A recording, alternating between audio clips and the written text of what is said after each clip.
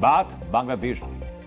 अनुच्छेद 370 हटने के बाद नया कश्मीर लोकतंत्र के पर्व यानी चुनाव की तरफ बढ़ रहा है, तो दूसरी तरफ बांग्लादेश है जहां लोकतंत्र और सेक्युलरिज्म की धज्जियां उड़ाई जा रही हैं। तख्ता पलट करके सत्ता हासिल करने के बाद सरकार और सिस्टम कट्टरपंथियों को बढ़ावा दे रहे हैं। बांग्लादेश में कट्टरपंथी जमात इस्लामी से बैन हटते ही जमात के चीफ ने सीधे भारत को लेकर बयान दिया और इस बयान के साथ ये मैसेज दिया गया कि अब बांग्लादेश की फॉरेन पॉलिसी में कट्टरपंथियों का दखल होगा।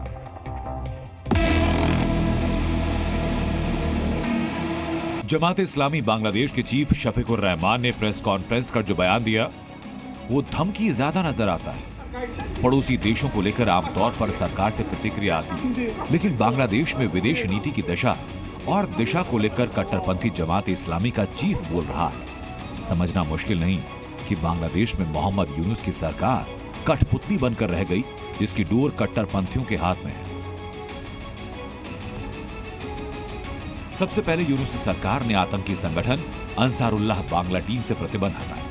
प्रतिबंध हटाने के बाद एबीटी के सरगना रहमानी को जमानत दी। फिर जमात इस्लामी और उसके स्टूडेंट विंग छात्र शिविर से प्रतिबंध हटाया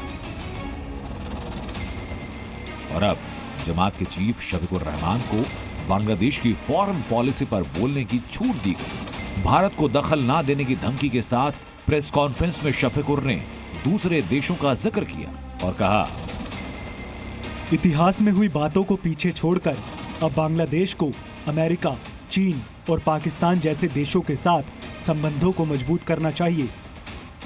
अब तक मोहम्मद यूनुस की पहचान नोबेल पुरस्कार विजेता की रही है, लेकिन अगर यूनुस कट्टरपंथियों को छूट देते चले गए तो इतिहास एक ऐसे नेता की तरह याद रखेगा जिसने बांग्लादेश को उसी दौर में ला दिया जिससे मुक्ति के लिए बांग्लादेश के लोगों ने आजादी की लड़ाई लड़ी थी। ब्यूरो रिपोर्ट, जी मीडिया। Z News.